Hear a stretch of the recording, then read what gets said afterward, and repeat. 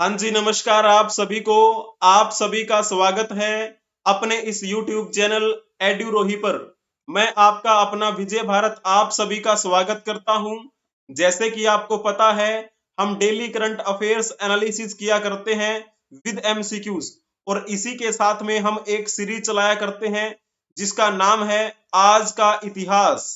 English में कहें तो टुडे इन हिस्ट्री, यानी कि आज के दिन इतिहास में क्या घटित हुआ था, वो सब बातें हम कवर करते हैं। तो ये बातें कवर करने के बाद हम आपसे मल्टीपल चॉइस क्वेश्चन पूछा करते हैं। पहला हमारा मुद्दा रहता है करंट अफेयर्स को लेकर, उसके बाद में हमारा मुद्दा रहता है आज के इतिहास को लेकर। जो भी हम बातें कवर करते हैं उससे संबंधित एक आपसे क्वेश्चन जरूर पूछा जाता है। आज 19 अप्रैल के दिन आप सभी का स्वागत है अपने इस सुप्रभात सीरीज में। तो चलिए जी, हम चलते हैं पहली न्यूज की तरफ। Impossible to tamper with EVMs at any stage, ECI tells supreme court. तो जैसे कि हम बात करते हैं ईवीएम के बारे में, ये ईवीएम है क्या? Electronic voting machine. तो आपको पता है, कोई भी मतदाता अपना अगर वोट डालता है किसी पार्टी को, तो वो किस माध्यम से डालता है? तो वो इसी ईवीएम के माध्यम से, यानी कि इलेक्ट्रॉनिक वोटिंग मशीन के माध्यम से। पहले तो पर्चियों के माध्यम से डाला करते थे, लेकिन जब से इस ईवीएम का प्रयोग होने लगा उसके बाद में हम वोट डालने के लिए ईवीएम का ही प्रयोग करते हैं। और इस ईवीएम को लेकर बहुत सारे क्या है, एक विरोध के रूप हमें हमने क्या है, एक बहुत विरोध हमने देखा। विपक्षी पार्टियों ने विरोध किया कि ईवीएम में घपलेबाजी होती है, ईवीएम की बदौलत ही जो वर्तमान की सरकार है वो जीत जाती है। लेकिन इसी बात को लेकर ईसीआई ने सुप्रीम कोर्ट को कहा है कि किसी भी स्तर पर ईवीएम के साथ में छेड़छाड़ करना असंभव है। ईसीआई की बात की जाए तो ये ईसीआई है क्या? इसका मतलब है election commission of India. Election commission of India, इसका हिंदी में अगर हम अनुवाद करें तो क्या होगा? भारतीय निर्वाचन आयोग, या फिर हम कहते हैं भारतीय चुनाव आयोग। तो भारतीय चुनाव आयोग ने सुप्रीम कोर्ट से कहा है कि जो ये ईवीएम की बातें हो रही है, इस ईवीएम में किसी भी प्रकार की छेड़छाड़ नहीं की जा सकती। और जो वीवीपैट की हम बात कर रहे हैं, ये देखिए वीवीपैट स्लिप्स है ना, कि इनकी मैनुअल गिनती करना तो हर कदम पर बोझिल काम है, ठीक है ना, कम्बरसम एट एवरी स्टेप। तो ईसीए ने कहा कि इस प्रक्रिया में तेजी या जल्दबाजी नहीं की जा सकती, और उन्होंने फिर कहा था कि इसमें कोई भी छेड़छाड़ हो ही नहीं सकती, और ये आश्वासन भी दिया है सुप्रीम कोर्ट को इन्होंने। तो यह आश्वासन किस समय पर आया है? जैसे कि आपको पता है अभी जनरल इलेक्शन होने वाले हैं 2024 लोकसभा के, तो उसी के परिणाम स्वरूप ये बातें सामने आई है, क्योंकि ईवीएम को लेकर बहुत सारे क्या है, विरोधाभास हमें देखने को यहां पर मिलता है। तो इलेक्शन कमीशन ने कल यानी कि 18 अप्रैल को कहा था सुप्रीम कोर्ट को एक स्टेटमेंट में, ठीक है ना, उन्होंने क्या बताया? Four electronic voting machines erroneously logged in votes in favor of BJP during mock polls held in Kerala were planning file से। तो जैसे कि मॉक पोल जैसे होता है ना, कोई भी एग्जाम होता है उससे पहले हम कह देते हैं कि मॉक टेस्ट देख लीजिए, है ना, तो ठीक ऐसे ही इन इलेक्ट्रॉनिक्स मशीन को देखने के लिए मॉक पोल का आयोजन किया गया। उस मॉक पोल में गलती से भाजपा के पक्ष में वोट पड़ गए, ऐसी अफवाह हमें देखने को मिली। लेकिन इन्होंने यानी कि ईसीआई ने कहा है कि वो सारी की सारी बातें झूठ है, क्योंकि इसमें तो क्या है, कोई भी परिवर्तन हो ही नहीं सकता। तो न्यायमूर्ति संजीव खन्ना और दीपांकर दत्ता जो हैं, उनकी पीठ का ध्यान उन्होंने क्या है, अपनी ओर आकर्षित किया, ठीक है ना। तो एडवोकेट कौन है? Prashant Bhushan, appearing for petitioner Association for Democratic Reforms, ठीक है ना। तो श्री भूषण जी ने कहा है कि 17 अप्रैल को केरल के कासरगोड जिले में हुए मॉक पोल में 4 ईवीएम में कथित तौर पे खराबी आ गई थी। लेकिन ईसीआई ने कहा है कि इसमें कोई भी बदलाव नहीं आ सकता है, इसमें किसी प्रकार की कोई भी घपलेबाजी नहीं हो सकती है। तो सारी की सारी जो बातें ये बीजेपी के पक्ष में अतिरिक्त वोट पड़ने की हमें दिखाई जा रही हैं, वो सब झूठ है। ठीक है, तो ऐसा इनका कहना है। अब जैसे हम बात कर रहे थे ईसीआई के बारे में, ईसीआई ने कहा सुप्रीम कोर्ट को, है ना, तो इस ईसीआई के बारे में मैं आपसे एक क्वेश्चन पूछ लेता हूं, तो बताने का प्रयास करेंगे। ईसीआई का प्रावधान भारतीय संविधान के कौन से अनुच्छेद के तहत किया गया है? तो जल्दी से आप बताने का प्रयास करेंगे इसमें कौन सा ठीक रहेगा। जिन्होंने लिखा होगा ना सी ऑप्शन, उनका बिल्कुल ठीक रहेगा। भारतीय संविधान के अनुच्छेद 324 के तहत भारतीय चुनाव आयोग यानी कि इलेक्शन कमीशन ऑफ इंडिया का प्रावधान किया गया है। जब हम बात कर रहे होते हैं बी ऑप्शन के बारे में, यानी कि 315 अनुच्छेद जो है वो किसके लिए है, तो आप कहेंगे यूपीएससी, जिसे हम क्या बोलते हैं, संघ लोक सेवा आयोग, और इसी के साथ में जो स्टेट पीसीएस के आयोग होते हैं ना, तो इन आयोगों का प्रावधान किया गया है किसके तहत, अनुच्छेद 315 के तहत।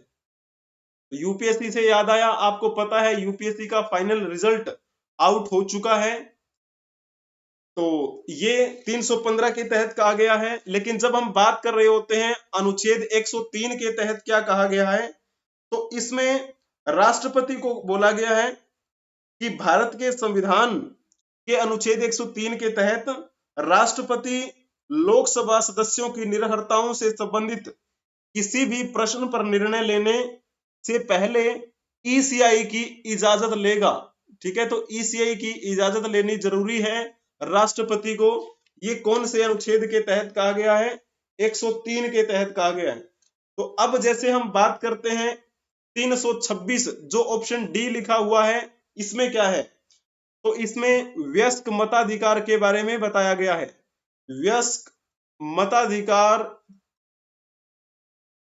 को मान्यता किसके तहत है, ये है अनुच्छेद 326 के तहत। तो जैसे कई बार आपसे पूछ भी ले जाता है कि नव युवकों द्वारा 18 वर्ष की आयु पर मताधिकार का पहली बार प्रयोग किया गया, तो उस समय कौन से आम चुनाव चल रहे थे, तो वो बात है 1989 के आसपास की। ठीक है ना, तो इस प्रकार आपको ये पॉइंट ध्यान में रखना है ईसीआई से संबंधित। अब चले यहां पर थोड़ा सा और भी देख सकते हैं। ईसीआई की जब बात कर रहे होते हैं हम, तो यहां पर इसमें वर्तमान में कितने सदस्य हैं, 3 सदस्य होते हैं। 3 में से एक तो होते हैं जिन्हें हम क्या बोलते हैं, मुख्य चुनाव आयुक्त। मुख्य चुनाव आयुक्त जो सेंटर में बैठे हुए हैं ब्लैक कोट में, ये वर्तमान में हमारे भारतीय चुनाव आयोग के मुख्य चुनाव आयुक्त हैं। और इनका नाम क्या है, तो इनका नाम है राजीव कुमार। और जैसे हम बात कर रहे होते हैं साइड में जो दो बैठे हुए हैं ना, ये दो लोग, ये कौन है, तो इनको हम बोलते हैं चुनाव आयुक्त। इन दोनों की नियुक्ति पिछले ही महीने हुई थी मार्च में, और इनकी नियुक्ति को लेकर सुप्रीम कोर्ट में क्या है, याचिका भी लगाई गई थी। लेकिन सुप्रीम कोर्ट ने फिर क्या है, उस याचिका को खारिज कर दिया था। लेकिन याचिकाकर्ता का कहना था कि इनकी नियुक्ति बड़े जल्दबाजी में हुई है, इसमें निष्पक्षता हमें दिखाई नहीं दे रही है। लेकिन सुप्रीम कोर्ट ने क्या कर दिया, इनको वो कर दिया, खारिज कर दिया। जब हम इन दोनों के बारे में बात करते हैं तो ये कौन है, तो इनका नाम है ज्ञानेश कुमार। ज्ञानेश कुमार। और जब हम साइड में बैठे इनकी बात करते हैं सरदार जी की, तो ये कौन है, तो इनका नाम है सुखबीर सिंह संधू। ठीक है ना, तो वर्तमान की दृष्टि से देखा जाए तो एक मुख्य चुनाव आयुक्त हैं और 2 चुनाव आयुक्त हैं। दोनों की मैंने आपको फोटो भी दिखा दी, और बीच में जो बैठे हैं मुख्य चुनाव आयुक्त, उनकी भी फोटो दिखा दी। ठीक है, चलो जी, अब हम देखते हैं सेकंड न्यूज की तरफ। ED attaches properties worth 97.79 crore belonging to Raj Kundra under PMLA. तो ये जो PMLA लिखा हुआ है ये हमारे लिए इंपॉर्टेंट है। तो इस न्यूज को हम कवर करने के साथ थोड़ा सा जानेंगे ईडी के बारे में, थोड़ा सा PMLA के बारे में। तो ईडी ने PMLA के तहत राज कुंद्रा की 97.79 करोड़ की संपत्ति जब्त कर ली है, कुर्क कर ली है। तो कुर्क की गई संपत्ति में अगर हम देखें तो जुहू में एक क्या है, रेजिडेंशियल फ्लैट है, किसके नाम पे है, वो शिल्पा शेट्टी के नाम पे है। ठीक है, तो पुणे में भी एक बेंगलो है रुकने के लिए, तो वो भी equity share in the name of Raj Kundra, Shilpa Shetty husband. तो शिल्पा शेट्टी के बारे में तो आप जानते ही हैं, ये तो एक एक्ट्रेस है ना। तो इसी शिल्पा शेट्टी के क्या है, ये हस्बैंड राज कुंद्रा। आपको पता है थोड़े दिन पहले ये मुद्दा उठा था इनके बारे में। तो अब इनकी जो संपत्ति है वो जब्त कर ली गई है ईडी के द्वारा। ईडी किसे कहते हैं हम, इसे बोलते हैं हम प्रवर्तन निदेशालय, प्रवर्तन निदेशालय। तो प्रवर्तन निदेशालय की जब बात करते हैं, उनके मुंबई जोनल के ऑफिस से ये खबरें हमें देखने को मिली हैं। तो वैसे तो उस राज कुंद्रा का नाम क्या है, रिपू सुदन कुंद्रा, लेकिन नॉर्मल उसे राज कुंद्रा के नाम से जाना जाता है। और ये जो सारी की सारी संपत्ति है किसके तहत जब्त की है ईडी ने, तो PMLA 2002 के तहत। PMLA का मतलब क्या होता है, Prevention of Money Laundering Act. तो Prevention of Money Laundering Act के तहत ये इन्होंने जब्त कर ली है। ठीक है, तो इस प्रकार आपको ये बात ध्यान में रखनी है। पहले मैं आपसे एक क्वेश्चन पूछ लेता हूं ईडी के बारे में, यानी कि प्रवर्तन निदेशालय के बारे में, फिर थोड़ा सा हम जानने का प्रयास करेंगे ये prevention of Money Laundering act क्या है, थोड़ा हल्का सा। तो चलो बताओ पहले, प्रवर्तन निदेशालय की स्थापना कब हुई थी, तो जल्दी से बता देंगे। प्रवर्तन निदेशालय के बारे में जब हम बात कर रहे होते हैं तो यह भारत सरकार की एक घरेलू कानून प्रवर्तन एजेंसी है, यानी आप ये कह सकते हैं कि ये आर्थिक खुफिया एजेंसी है। यानी कि धन संपत्ति से संबंधित अगर कोई कांड करता है तो वो क्या है, ये कार्यवाही करते हैं। ठीक है ना। तो ये भी कह सकते हैं कि जो एक व्यवस्थित कानून बने होते हैं तो उनका प्रवर्तन करना भी इनका काम है। तो कानून प्रवर्तन एजेंसी के रूप में भी ये कार्य करती है। इसकी स्थापना कब हुई थी, तो आप कहेंगे इसकी स्थापना हुई थी 1 मई 1956। ठीक है, 1 मई 1956 को ईडी की स्थापना हुई। और जब हम बात कर रहे होते हैं इसका मुख्यालय कहां पर है, तो इसका मुख्यालय है आपका नई दिल्ली में, नई दिल्ली। ईडी का जो मुखिया होता है उसे हम क्या बोलते हैं, उसे हम बोलते हैं प्रवर्तन निदेशक, निदेशक। और इसकी नियुक्ति किसके तहत होती है, तो केंद्रीय सतर्कता आयोग अधिनियम 2003 के प्रावधानों के मुताबिक ईडी के निदेशक की नियुक्ति की जाती है। अब थोड़ा सा जैसे मैंने आपको बताया था PMLA के बारे में, तो ये जो ईडी है, ईडी के मुख्य कर्तव्यों में से कौन कौन शामिल हैं। एक तो जैसे हम बात कर लेते हैं PMLA, क्या था इसका मतलब, मनी लॉन्ड्रिंग रोकथाम अधिनियम, prevention of Money Laundering Act. तो ये कब की बात है, ये 2002 की बात है, लेकिन 2005 में ये लागू किया गया था। तो इससे संबंधित जितने भी मनी लॉन्ड्रिंग से संबंधित जितने भी मामले होंगे वो कौन देखती है, ईडी ही देखती है। और मनी लॉन्ड्रिंग यानी कि एक काले धन को व्हाइट धन में कन्वर्ट कर देना। ठीक है, तो इससे संबंधित अगर उनको पता लगता है तो ईडी इन पे कार्यवाही करती है। और एक नाम आपने सुना होगा फेमा, FEMA, फेमा। तो फेमा का मतलब क्या होता है, इसका मतलब होता है फॉरेन एक्सचेंज मैनेजमेंट एक्ट,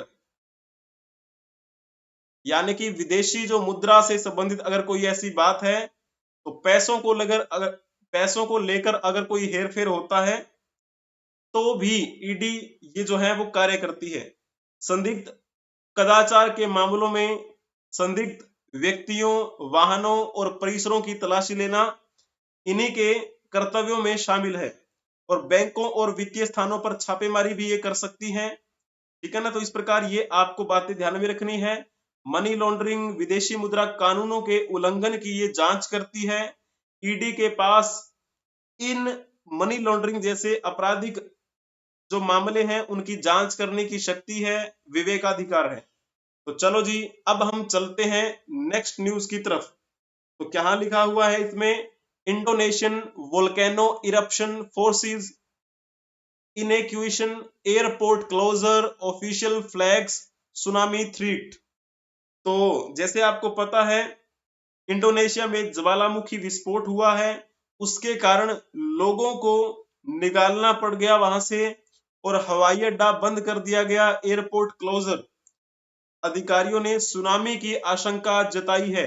और जब हम बात कर रहे होते हैं इस ज्वालामुखी के बारे में, तो इसका नाम क्या है, रुआंग ज्वालामुखी। इंडोनेशिया के सबसे बाहरी क्षेत्र में है ये रुआंग ज्वालामुखी, जो कई बार फटता है, जिससे आसमान में 1 मील से अधिक दूरी तक लावा और धुएं का गुबार निकलने के बाद सैकड़ों लोगों को सुरक्षित स्थानों पर ले जाना पड़ा, ठीक है। More than A mile into the sky. The United States said on 16 April it would soon impose new sanction. Sorry, ये जो पॉइंट है ये प्रीवियस क्लास का है, ठीक है, तो इसे फील मत करना। तो चलो यहाँ पे फोटो देख लीजिए आप। ये फोटो इंडोनेशिया के उस ज्वालामुखी विस्फोट की है, ठीक है ना। तो थोड़ा सा आप इसके बारे में बताने का प्रयास करेंगे, इंडोनेशिया के बारे में। जैसे आपको पता है ना इंडोनेशिया के बारे में ये बात हुई है, तो वहां 18 अप्रैल को वहां के अधिकारियों ने एक अलर्ट घोषित कर दिया कि प्रांतीय हवाई अड्डे को बंद कर दिया जाए और रुआंग ज्वालामुखी के आसपास में जो भी लोग रह रहे हैं उनको वहां से हटा दिया जाए। और कई दिनों तक लावा, चट्टाने और राख की विस्फोटक परतें निकलती रहेंगी यहाँ से। तो हमें यहाँ से क्या है समझना चाहिए और सुरक्षित स्थान पर पहुंचना चाहिए। अब जिक्र हुआ है इंडोनेशिया का, ठीक है, तो ये तो आपको पता लग ही जाएगा, ज्यादा आपको बताने की आवश्यकता है नहीं इसमें।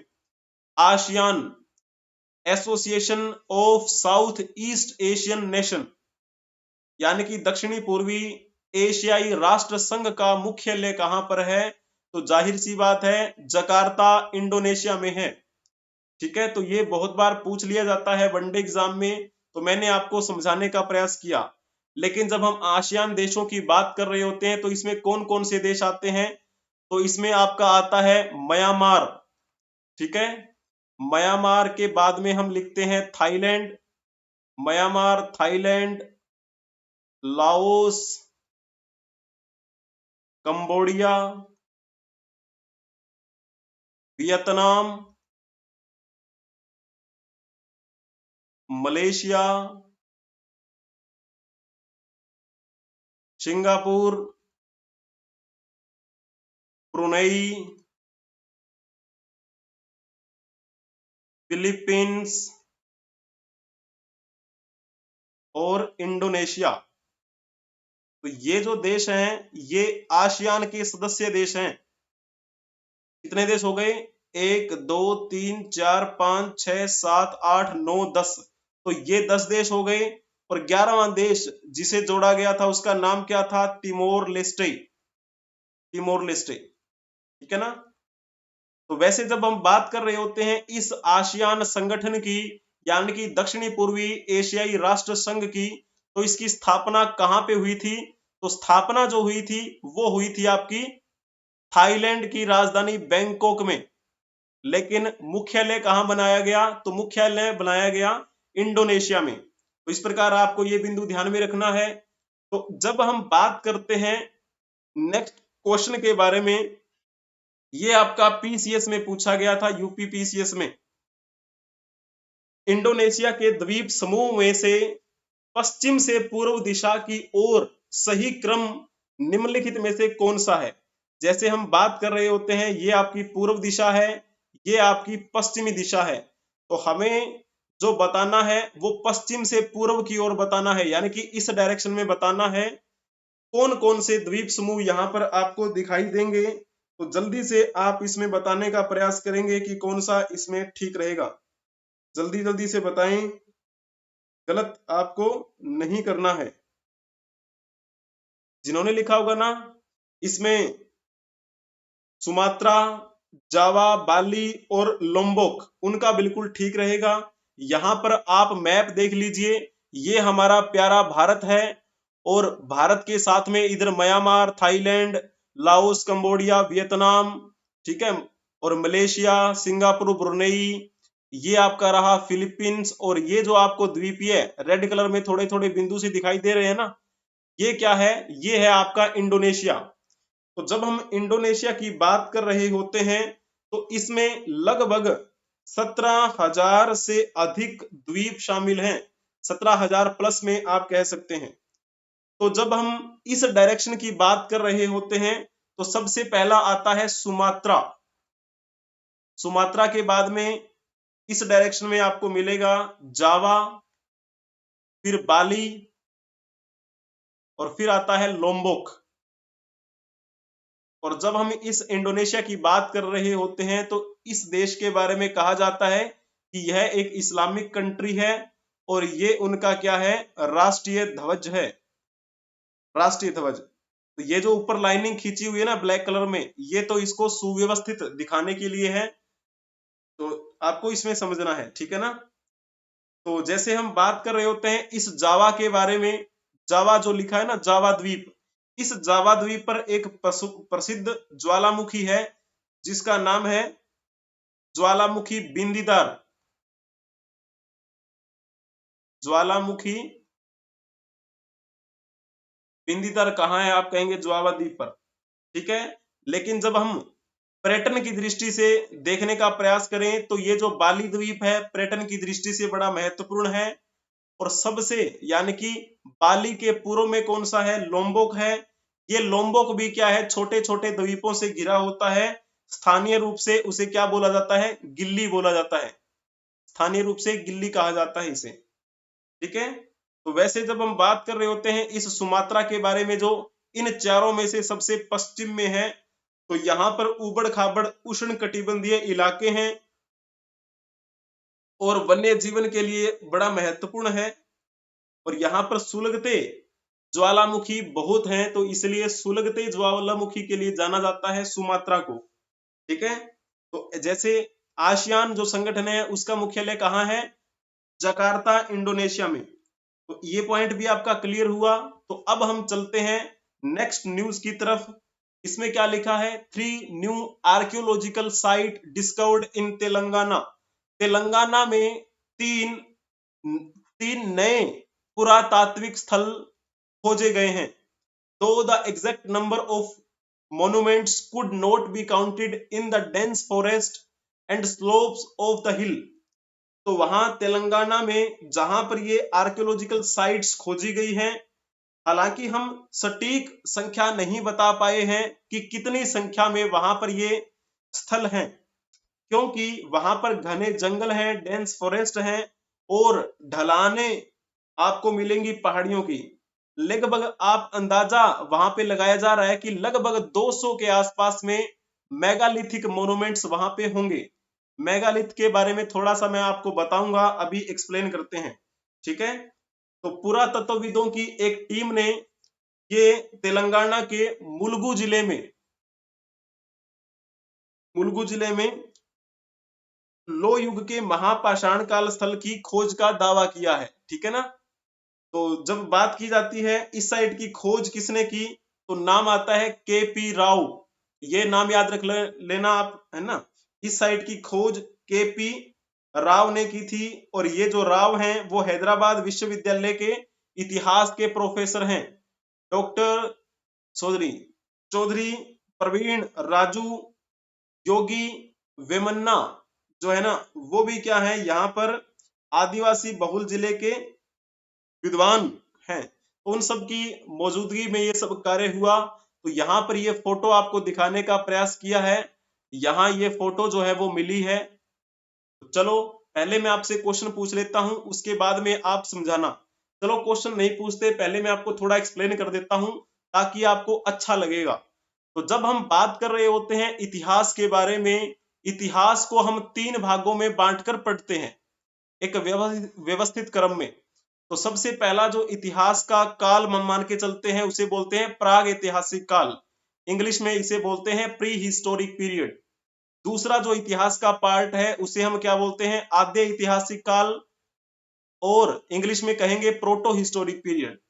तीसरा जो है उसे हम क्या बोलते हैं, ऐतिहासिक काल, यानी इंग्लिश में कहें तो हिस्टोरिक पीरियड। अब एक व्यक्ति का नाम आपने जरूर सुना है, मैंने आपको क्लास में भी बताया है बहुत बार, क्रिश्चियन जोर्गेनसन थॉमसन। क्रिश्चियन जोर्गेनसन थॉमसन ने डेनमार्क की राजधानी कोपेनहेगन में एक संग्रहालय बना हुआ है जिसे कोपेनहेगन संग्रहालय कहा जाता है।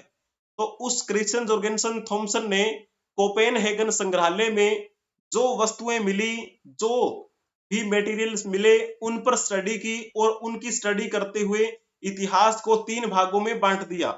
प्राग ऐतिहासिक काल के लिए उस व्यक्ति ने कहा कि इस समय हमें पत्थर ही पत्थर दिखाई देते हैं, यानी कि पत्थरों से बने हुए इंस्ट्रूमेंट दिखाई देते हैं। इसलिए इस युग को नाम दिया क्रिश्चियन जोर्गेनसन थॉमसन ने पाषाण युग का, इंग्लिश में कहें तो स्टोन एज। उसी प्रकार आद्य ऐतिहासिक काल को क्या नाम दिया गया, इसे कहा गया कांस्य युग, इंग्लिश में कहें तो स्टोन एज। और इसी स्टोन एज में हम किसकी बात कर रहे होते हैं, मुख्यतः इंडस वैली सिविलाइजेशन की, सिंधु घाटी सभ्यता को हम कवर करते हैं कांस्य युग में, क्योंकि ये वो टाइम पीरियड था जब कांस्य का प्रयोग होने लगा था। यानी कि आप ये कह सकते हैं सिंधु घाटी सभ्यता के लोग कांस्य से परिचित थे। ऐतिहासिक काल को क्या नाम दिया है, लो युग नाम दिया है, यानी कि जब से आयरन का प्रयोग होने लगा, लोहे का प्रयोग होने लगा, तो ये आयरन एज नाम दिया गया। तो जब हम इसको एक व्यवस्थित क्रम में समझने का प्रयास करते हैं, तो ये जो पहला टाइम पीरियड है ना, ये वो टाइम पीरियड है जब हमें यहाँ पे कोई भी लिपि यानी कि कोई भी स्क्रिप्ट नहीं मिलती है, और हम पढ़ तो क्या ही पाएंगे, केवल और केवल पुरातात्विक स्थलों के आधार पे हम बताते हैं कि कोई वस्तु कितनी पुरानी है। इंडस वैली सिविलाइजेशन में क्या होता है, इसमें हमें स्क्रिप्ट तो मिली है परंतु हम रीड नहीं कर पाए हैं, हम पढ़ नहीं पाए हैं। भाव चित्रात्मक लिपि थी, आपको पता है सिंधु घाटी सभ्यता के लोगों की, लेकिन जब लो युग की बात कर रहे होते हैं इसमें लिखा भी गया, लोगों को पढ़ना लिखना आता था और हम भी वो पढ़ा लिखा हुआ समझ पाए हैं। ठीक है, तो इस प्रकार का ये अंतर है इन 3 इतिहास के भागों में। पाषाण युग के बारे में जब हम बात करते हैं ना, तो पाषाण युग को भी फर्दर 3 भागों में बांट दिया जाता है। पहले ये क्वेश्चन बता दीजिए, बड़ा आसान सा है, मैंने आपको बता दिया। प्राग ऐतिहासिक काल के बारे में जो बात सत्य है, तो 4 पॉइंट लिखे हुए हैं, यहाँ पे देखो। लेखन प्रणाली का आविष्कार हो चुका था क्या, आप कहेंगे जी नहीं, ये तो नहीं हो सकता, क्योंकि लेखन प्रणाली का आविष्कार प्राग ऐतिहासिक काल में कब हुआ था। प्राग ऐतिहासिक काल को हम पाषाण काल बोलते हैं ना, स्टोन एज बोलते हैं।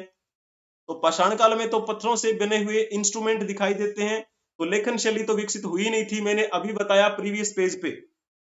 फिर दूसरा पॉइंट देख लीजिए, लेखन प्रणाली का आविष्कार नहीं हुआ था, ये बात बिल्कुल ठीक लिखी हुई है। प्राग ऐतिहासिक काल में ये जो बात लिखी हुई है दूसरी, वो ठीक लिखी हुई है, सत्य है ये बात। मानव को लोहे का ज्ञान था क्या, नहीं था, क्योंकि ये देखो मैंने अभी बताया ऐतिहासिक काल यानी कि जब से मानव ने लिखना शुरू कर दिया और हमने उनकी द्वारा लिखी हुई बातें समझ ली, वो है आपका लो युग, वो है आपका कौन सा काल, तो आप कहेंगे लो काल। तो जैसे मैंने अभी आपको क्या बताया, इतिहास को 3 भागों में बांटा, ठीक है ना। 3 भागों में कौन कौन से था, एक था प्राग, एक था आद्य और एक है ऐतिहासिक। इंग्लिश में कहें तो प्री हिस्टोरिक, प्रोटो हिस्टोरिक और हिस्टोरिक। लेखन शैली के आधार पे तो मैंने बता दिया, लेकिन जब इसे क्या नाम दिया था? पाषाण काल। पाषाण काल इंग्लिश में कहें तो स्टोन एज। इसको भी फर्दर 3 भागों में बांट दिया जाता है। और जैसे बात करते हैं, ये है आपका पाषाण काल का सबसे पहला काल, यानी कि पूरा पाषाण काल। पूरा पाषाण काल, इसे क्या बोलते हैं इंग्लिश में? Paleolithic age, paleolithic. लेकिन जब हम बात कर रहे होते हैं इस दूसरे की, तो इसे बोला जाता है मध्य पाषाण, मध्य पाषाण। इसे क्या बोलते हैं? Mesolithic as. फिर आता है नवपाषाण काल। पाषाण काल के 3 भाग हैं फर्दर, पूरा पाषाण, मध्य पाषाण, नवपाषाण। इंग्लिश में कहें तो पैलियोलिथिक, मेसोलिथिक, नियोलिथिक। तो अब जो तेलंगाना में ये 3 पुरातात्विक स्थल खोजे गए हैं, ऐसा प्रतीत होता है कि ये महापाषाण कालीन, यानी कि इस पाषाण काल के ही हैं। अब देख, जैसे जैसे पता लगता चला जाएगा, वो एक अनुमान है, सही ढंग से पता नहीं लग पाया है अभी तक कि कौन कौन सी कैटेगरी अभी बढ़ेगी, क्योंकि 200 से अधिक अनुमान है कि वहां पर ये स्थल होंगे। क्लियर हो गया? ओके। तो जैसे मैंने आपको बताया पाषाण युग के बारे में, जिसके मैंने अभी 3 पार्ट्स में डिवाइडेशन किया है, पूरा पाषाण, मध्य पाषाण, नवपाषाण, पैलियोलिथिक, मेसोलिथिक, नियोलिथिक।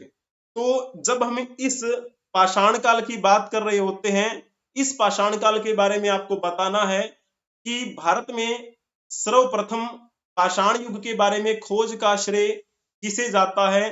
तो जिन्होंने लिखा होगा ना रॉबर्ट ब्रूस फूट, उनका बिल्कुल ठीक रहेगा। रॉबर्ट ब्रूस फूट को पाषाण युग के बारे में खोज का श्रेय जाता है। और पाषाण काल में भी कौन से काल का? इस काल का। इसके भी फर्दर 3 पार्ट्स होते हैं, पूरा पाषाण के भी। पूर्व पूरा पाषाण काल, और फिर आता है मध्य पूरा पाषाण काल, फिर आता है उत्तर पूरा पाषाण काल। तो रॉबर्ट ब्रूस फूट ने पाषाण काल के बारे में खुदाई की, और पाषाण काल का भी कौन सा? पूरा पाषाण। पूरा पाषाण काल का भी कौन सा? पूर्व पूरा पाषाण। तो ये है रॉबर्ट ब्रूस फूट की थोड़ी सी कहानी। तो 1873 में तमिलनाडु क्षेत्र के पल्लवरम नामक जगह पर इन्होंने क्या किया था? हैंडेक्स प्राप्त किया, यानी कि हाथ से चलाने वाला यंत्र प्राप्त किया। और ये कौन सी कैटेगरी में बनेगा? तो पाषाण काल का जब हम वर्गीकरण करते हैं 3 भागों में, तो इसका जो सबसे पहला है, जिसे हम पैलियोलिथिक कहते हैं, और वैसे इसको हम क्या बोलते हैं? पूरा पाषाण। तो इस पूरा पाषाण कैटेगरी का था ये हैंडेक्स। तो पूरा पाषाण का भी अगर वर्गीकरण करें तो भी इस पूरा पाषाण कैटेगरी का ये हैंडेक्स प्राप्त किया था रॉबर्ट ब्रूस फूट ने 1863 में। क्लियर हो गया? बहुत बढ़िया। अब हम चलते हैं नेक्स्ट न्यूज की तरफ। Climate change could cut global income by 19% in 25 years find study.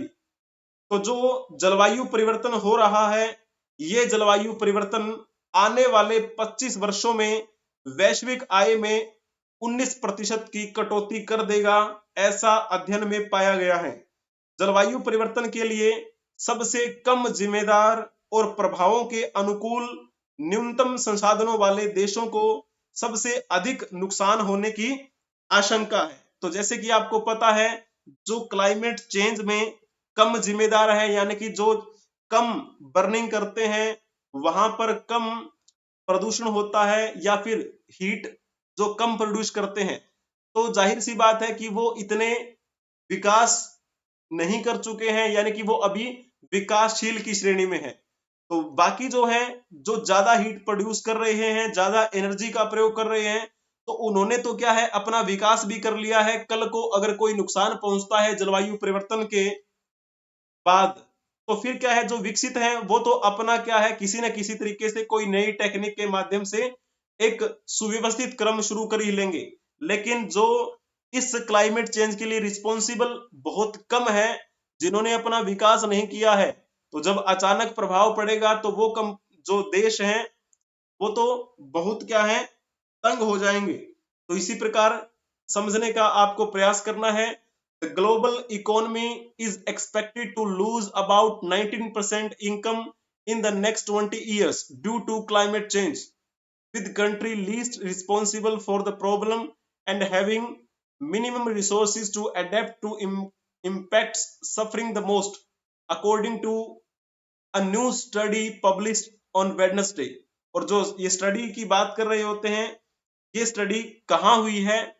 तो Germany Potsdam Institute for Climate Impact Research, तो इनके वैज्ञानिकों के द्वारा ये स्टडी की गई है जलवायु प्रभाव को ध्यान में रखते हुए। तो जैसे इसमें अगर हम मोटा मोटा मान के चलें 90% कहा है कि इसमें ग्लोबल इनकम में क्या है, डिक्रीमेंट हमें देखने को मिलेगा। तो जब हम मोटा मोटा अगर बात करें 2049 तक कितना हमें डिक्रीमेंट दिखेगा वैश्विक अर्थव्यवस्था में, तो कहा जाता है कि 38 ट्रिलियन डॉलर का नुकसान हो जाएगा। ठीक है, तो थोड़ा सा हमें समझना चाहिए क्लाइमेट चेंज किस प्रकार से हो रहा है, हमें सब पहलुओं को ध्यान में रखते हुए निर्णय लेना चाहिए। तो अब इसी से संबंधित एक क्वेश्चन मैं आपसे पूछता हूं, UNFCCC इसकी फुल फॉर्म क्या है? तो जल्दी से आप बताने का प्रयास करेंगे।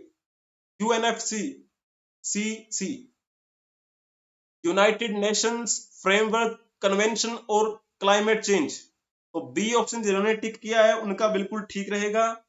UNFCCC ये कब लागू हुआ था? तो ये लागू हुआ था 21 मार्च 1994 को।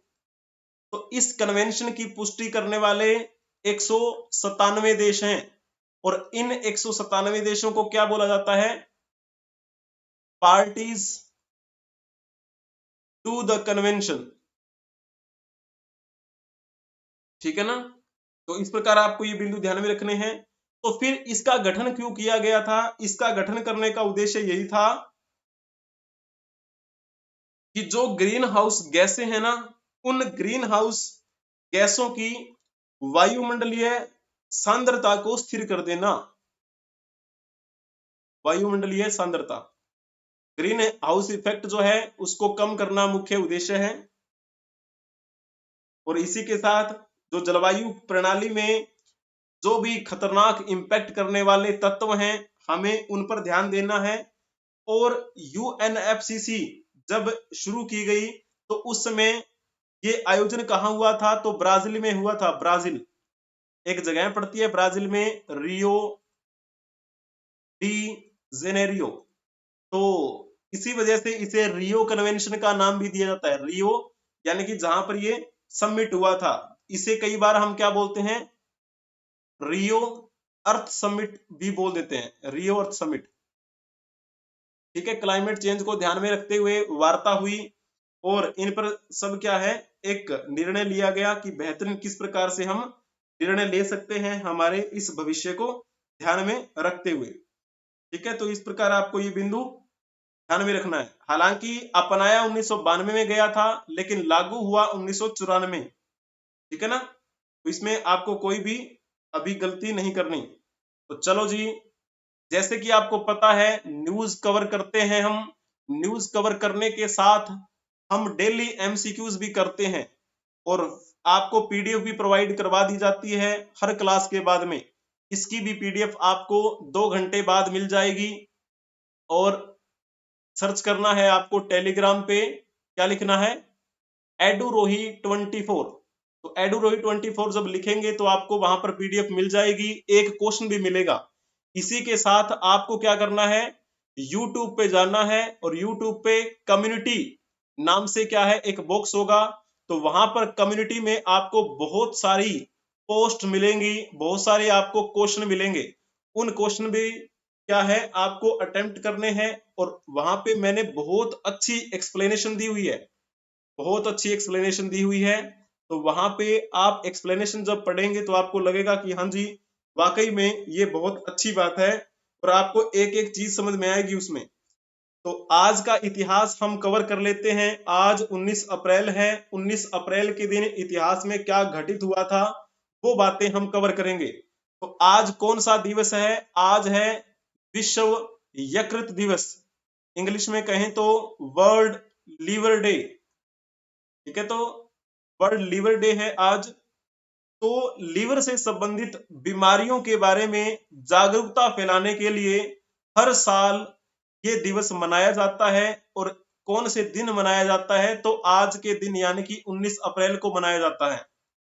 तो आयुर्वेदिक पद्धति जो है वो यकृत के लिए यानी कि हमारे लीवर के लिए एक समग्र पद्धति का प्रतिपादन करती है।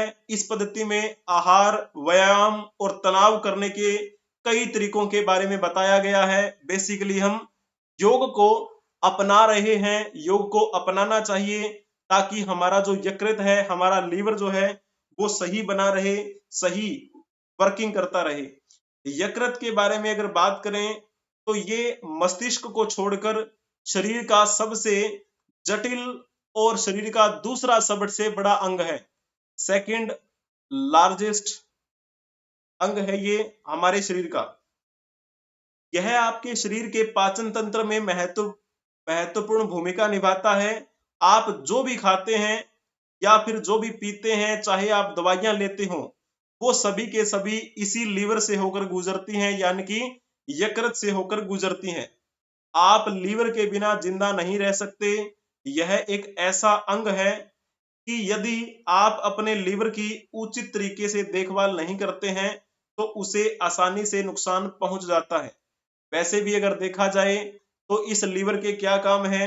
बीमारियों से लड़ना, जो भी संक्रमण हो जाता है उनसे लड़ना, और रक्त में शर्करा को नियमित रखना, और जो भी शरीर में विषैले पदार्थ होते हैं उन पर भी क्या है, अंकुश लगाना।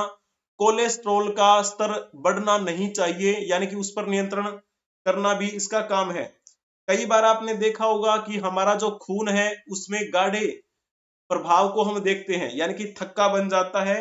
तो उस थक्के के निर्माण में ये क्या है, एक सहयोग करता है कि उसमें बेहतरीन बना रहे, ज्यादा थक्का ना बने, नॉर्मल उसमें क्या है, ब्लड सर्कुलेट होता रहे। ठीक है, तो वसा को तोड़ने में भी सहायक ये है। तो यकृत की शुद्धता के लिए हमें क्या करना चाहिए? तो पहले एक क्वेश्चन बता दो, उसके बाद में हम बातें करेंगे। तो आपको पता है 2024 में ये मनाया जा रहा है विश्व स्तर पे लीवर दिवस। तो 2024 की इसकी थीम क्या है, आप इसमें से बताने का प्रयास करेंगे। थीम क्या रखी गई है इस दिवस को मनाने की? जिन्होंने लिखा होगा ना बी ऑप्शन, उनका बिल्कुल ठीक है। Keep your liver healthy and disease free. अपने यकृत को स्वस्थ रखें और बीमारी से मुक्त रखें। ये 2024 विश्व लीवर दिवस की क्या है, थीम है। तो हमें अपने लीवर को यानी कि यकृत को स्वस्थ रखने के लिए, यानी कि ये बेहतरीन वर्क करता रहे, तो हमें क्या करना चाहिए? तो इसके लिए आपको गाजर का प्रयोग करना चाहिए, आपको गाजर खानी चाहिए। इसी के साथ आपको हरी पत्तेदार सब्जियां, इनका सेवन करना चाहिए। अगर आप सेब खा सकते हैं तो आपको सेब खाने चाहिए। और इसी के साथ आप नींबू और नींबू का रस तथा हरी चाय का भी सेवन कर सकते हैं। और जब आप सब्जी बनाते हैं तो उसमें हल्की हल्दी भी डाल के प्रयोग कीजिए। ठीक है, तो इस प्रकार आपको बहुत सी बातें जो हैं वो नॉर्मल याद रखनी है। और जब हमें सभी झंझटों से मुक्ति पानी है तो हमें क्या करना चाहिए, योग करना चाहिए। और इसी के साथ में क्या है, आपको ध्यान लगाना चाहिए। ठीक है ना, मेडिटेशन जिसे आजकल बोलते हैं। तो चलो जी, अब हम चलते हैं नेक्स्ट। तो जैसे ये फोटो आप देख पा रहे होंगे, ये कौन है? तो आप कहेंगे ये तो जी, अगर आपने फोटो देखी हुई होंगी तो ये है महात्मा हंसराज। आज महात्मा हंसराज की जयंती है, क्योंकि आज ही के दिन इनका जन्म हुआ था। जन्म हुआ इनका आज के दिन 19 अप्रैल 1864 को। ठीक है, और इनकी मृत्यु कब हुई थी? 15 नवंबर 1938। ठीक है, तो ये क्यों महत्वपूर्ण है हमारे लिए? क्योंकि ये समाज सुधारक थे और ये शिक्षाविद थे। एक बेहतरीन शिक्षा का इन्होंने प्रसार भी किया। और जब हम बात कर रहे होते हैं हमारे इस शिक्षा के प्रचार प्रसार के क्षेत्र में इन्होंने अपना अनुकरणीय योगदान दिया है। कहा जाता है कि जोधपुर में अकाल जब पड़ा था उसमें लोगों की सहायता के लिए इन्होंने 1400 अनाथ बच्चे जो थे ना, उन अनाथ बच्चों का पालन पोषण किया था। ठीक है, तो इस प्रकार आपको ये बातें ध्यान में रखनी है।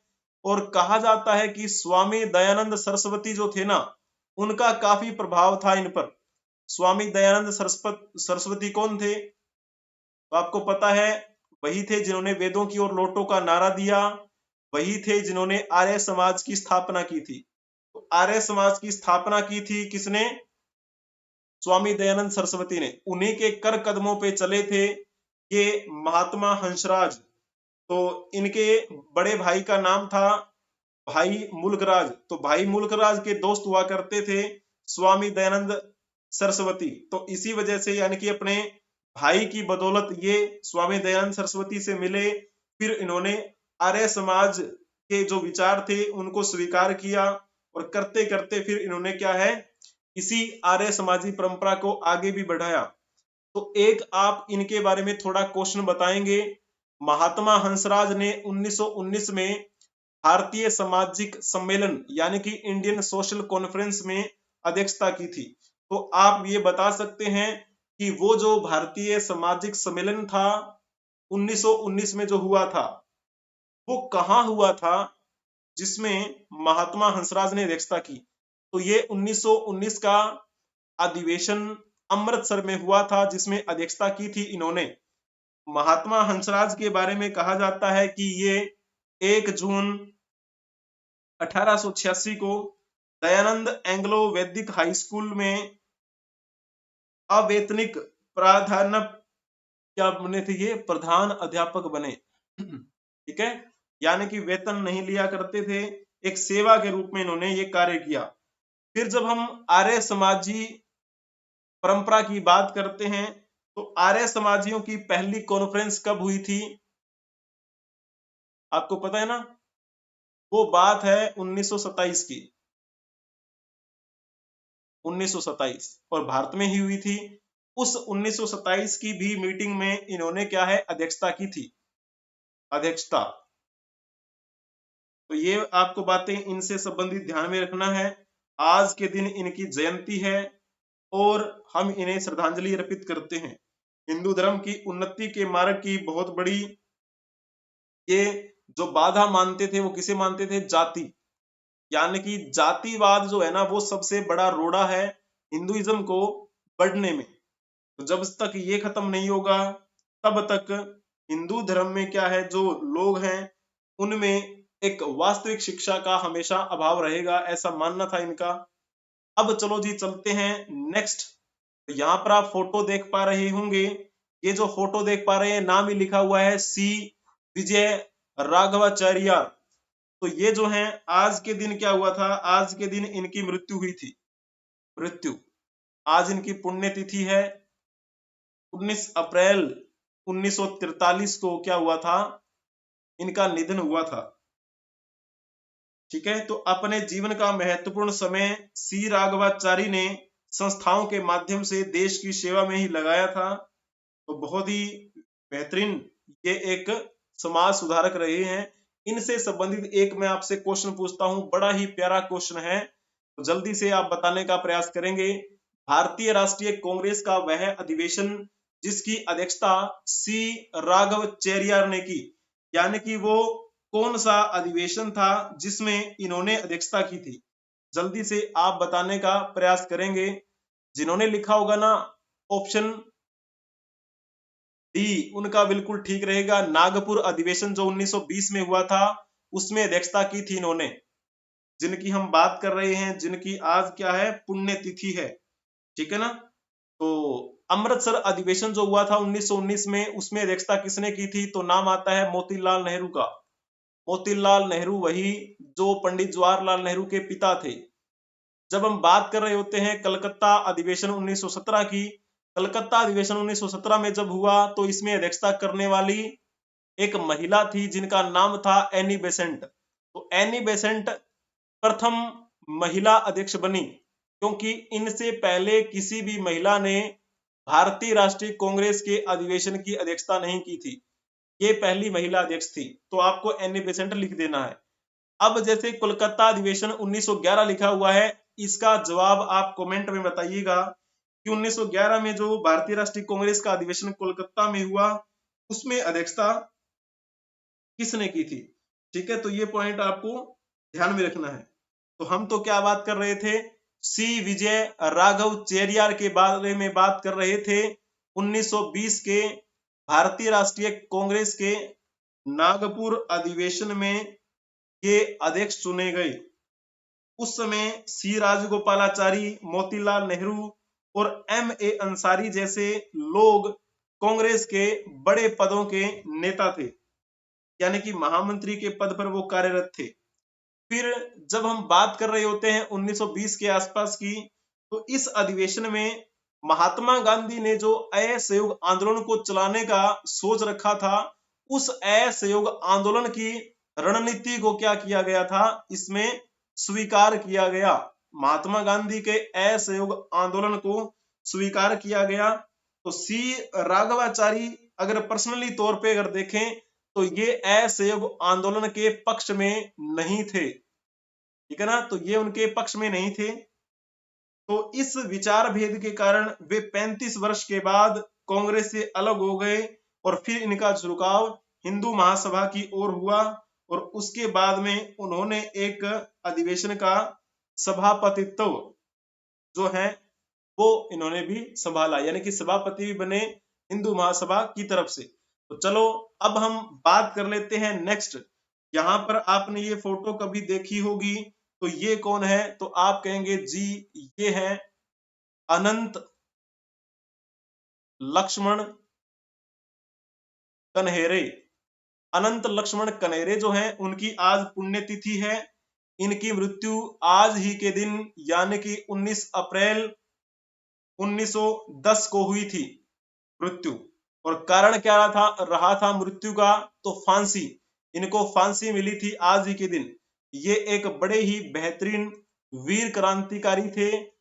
कम उम्र में फांसी दे दी गई थी इनको, ठीक है ना। तो गणेश सावरकर को जब आजन्म कारावास की सजा हुई थी, तब ये जो अनंत लक्ष्मण कन्हेरे हैं इनको बहुत बुरा लगा। इन्होंने सोचा कि अब मैं प्रतिशोध लेकर रहूंगा।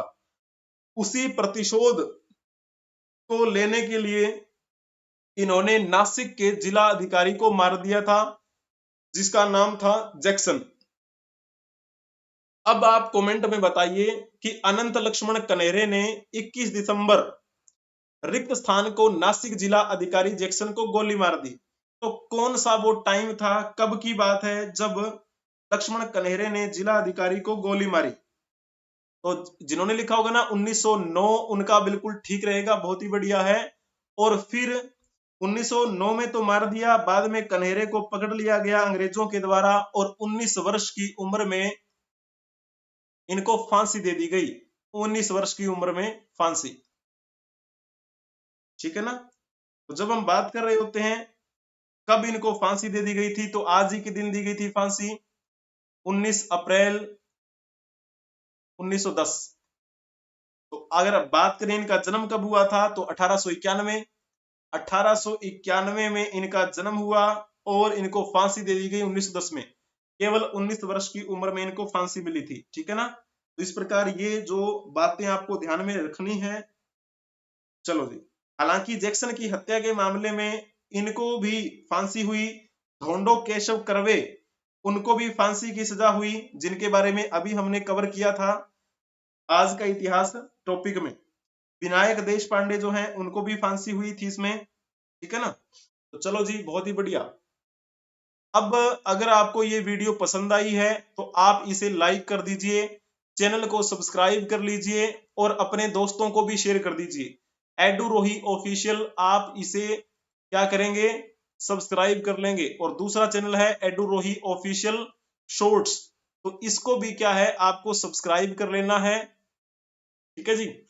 आप पीडीएफ प्राप्त कर सकते हैं टेलीग्राम पे, और इसके साथ साथ में आप हमें फॉलो कर सकते हैं ट्विटर एक्स पे और टेलीग्राम पे, इंस्टाग्राम पे। किसी भी परीक्षा की तैयारी से संबंधित जानकारी के लिए व्हाट्सएप पर संपर्क करें 8307730527। ठीक है जी।